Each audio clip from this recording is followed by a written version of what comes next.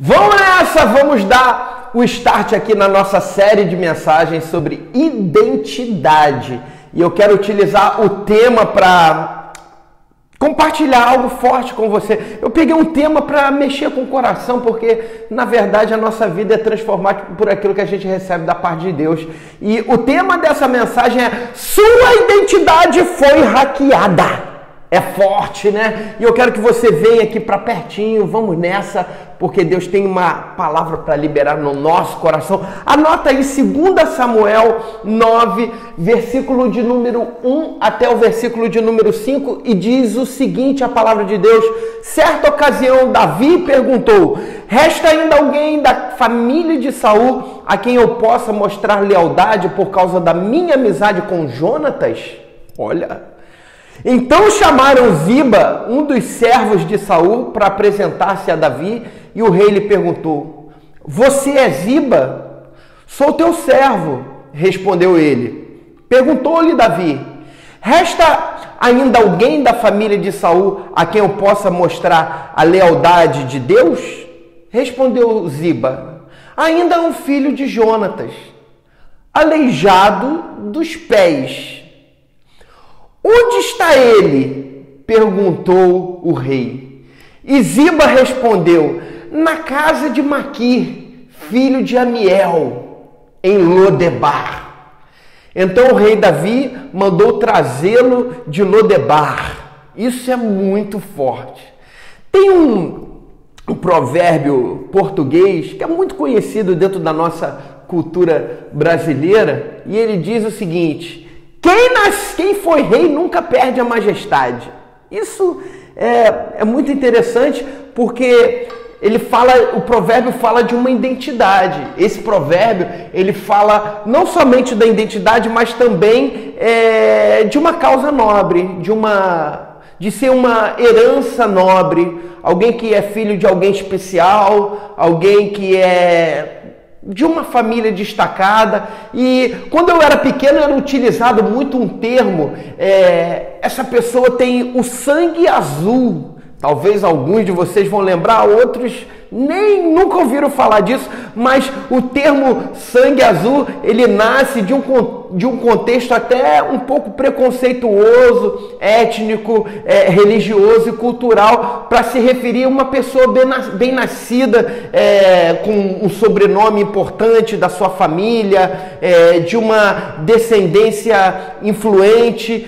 Isso é muito comum em algumas regiões do Brasil ou de outros países, que pessoas são conhecidas pelo seu sobrenome. E isso pode identificar o sangue azul. O tipo de educação que essa pessoa ela recebe é diferenciada, os ensinamentos, o linguajar. E o interessante é que quando um rei novo ele assumia o trono, e ele fazia questão de, alguns casos, de dizimar a dinastia anterior, para que não houvesse herdeiro daquela dinastia e tentasse tomar o trono. Isso é muito forte quando a gente percebe no livro de 2 Reis, capítulo de número 10, quando Jeú mata todos os filhos, família, parentes, amigos, sacerdotes de Baal que estava debaixo da autoridade do rei Acabe, para que não houvesse nenhum rastro,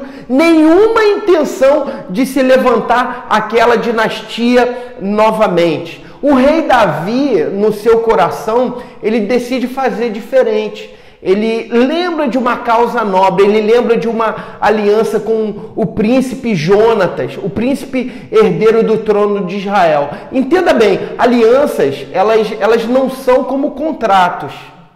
Existe uma grande diferença nesse conceito, na definição e na prática desses termos. Eu lembro quando você faz um contrato, alguns contratos eles possuem prazo de validade, eles vencem, ele é feito entre ambas as partes, são definidos termos, mas o modelo bíblico de aliança é interessante, que não depende da outra parte.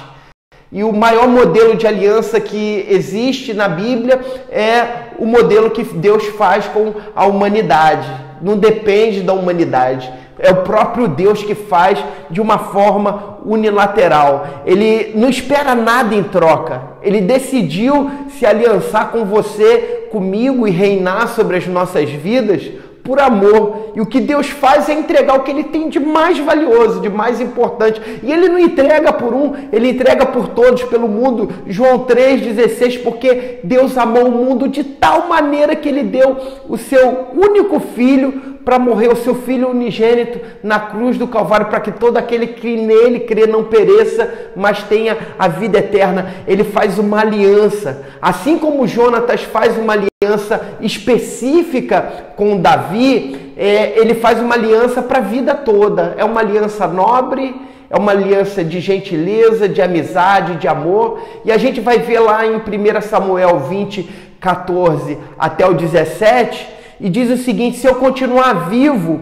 mostra a lealdade do Senhor a mim, mas se eu morrer, jamais deixe de mostrar a sua lealdade para com a minha família, inclusive quando o Senhor eliminar da face da terra todos os inimigos de Davi.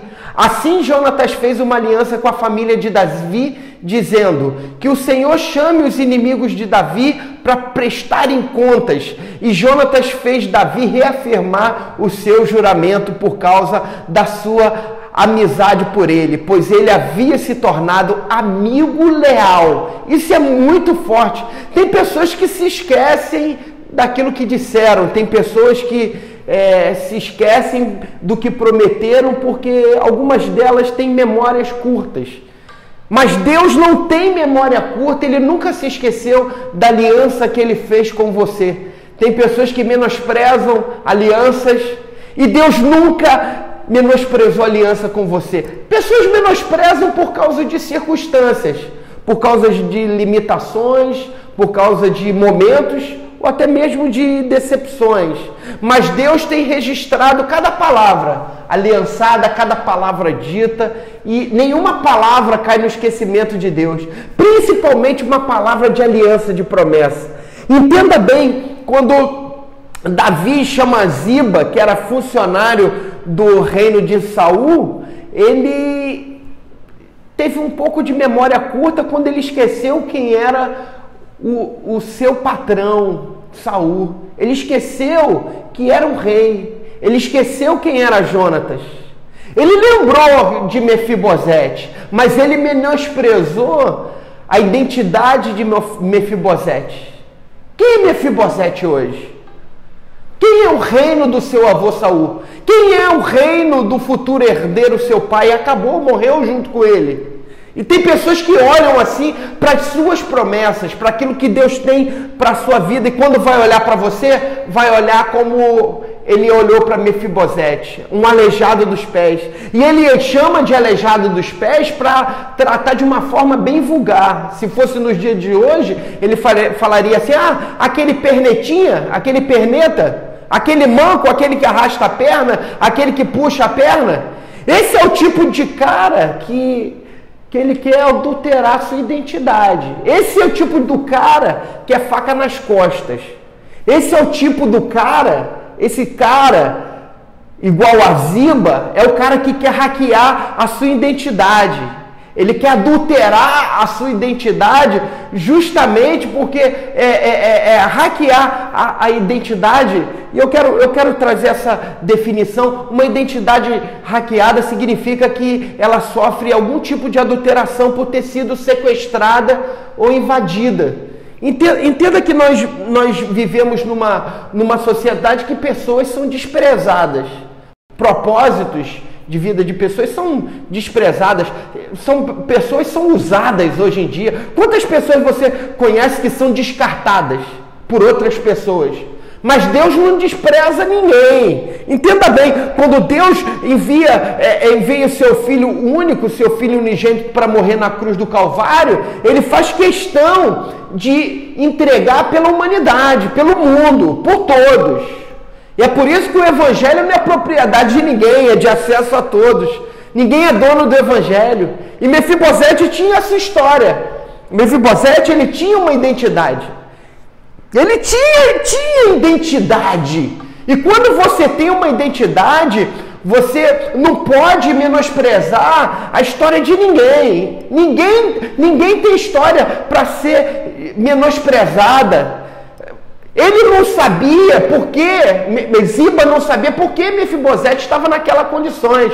Mas no livro de 2 Samuel capítulo 4, diz o seguinte: Jonatas, o filho de Saul, tinha um filho aleijado dos pés.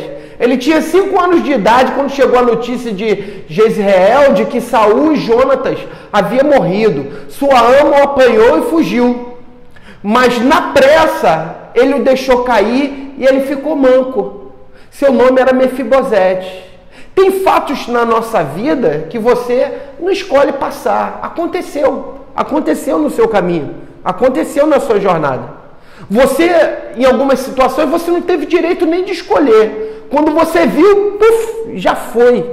Não tinha o que fazer, já era.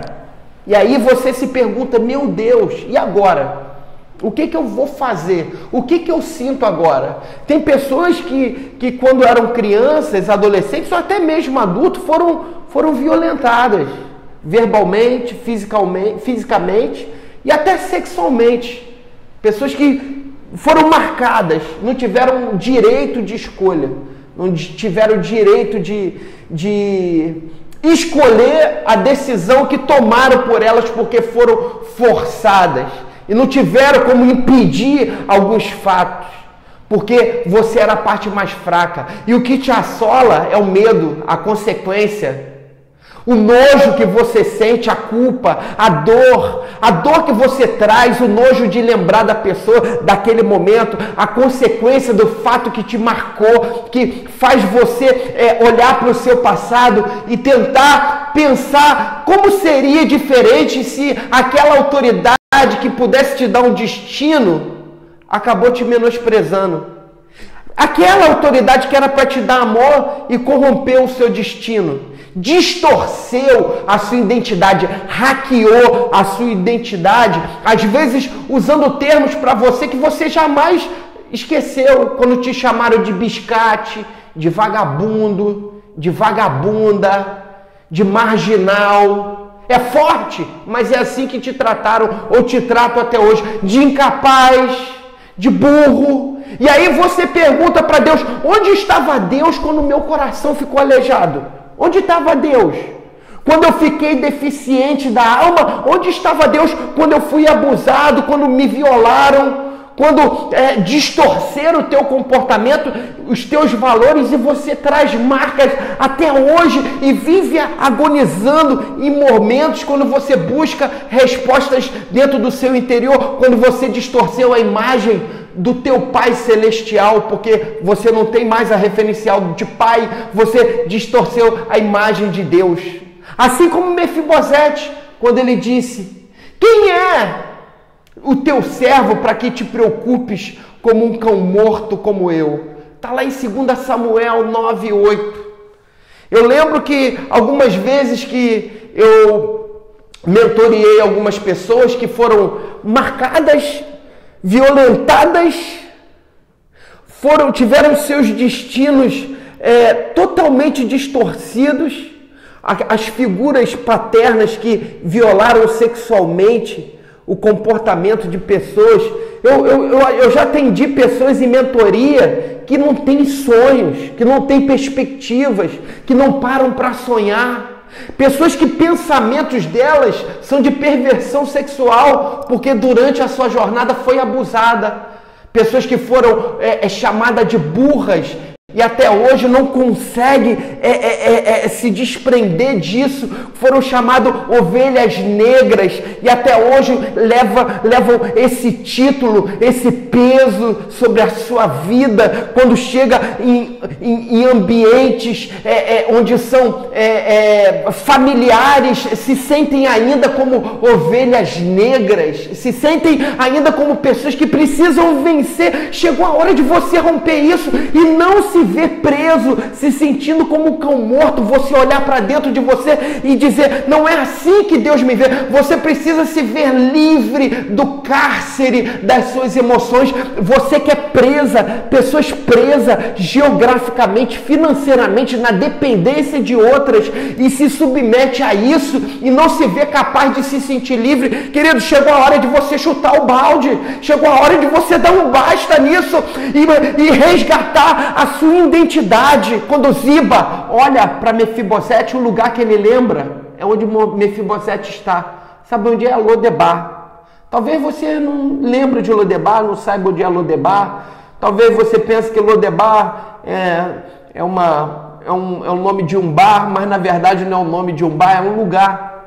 É um lugar que significa um lugar seco, um lugar de esquecimento, um lugar sem provisão, um lugar de sequidão, um lugar de miséria, onde é habitação de mendigos e de pessoas doentes, pessoas que precisam ser resgatadas. Onde está Mefibosete? Lodebar.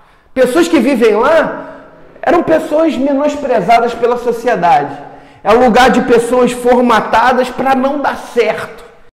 E eu quero te dizer que o Lodebar nunca foi o seu lugar. Porque quando Deus te vê, Ele não te vê em Lodebar, Ele te vê em Jerusalém. Jerusalém é o lugar da promessa, onde Deus quer te levar para você reinar em vida. É onde Deus quer mudar o teu pensamento. Provérbios 23:7 diz o seguinte: porque como imagina em sua alma, assim ele é.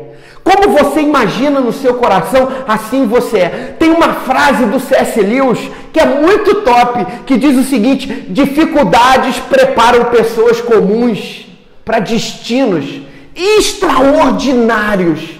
Você está sendo preparado aqui por Deus para algo extraordinário. Entenda uma coisa, independente do que falam de você, quem falou de você, é como se entrasse na roda gigante da vida, meu irmão. Amigo Check-in Church.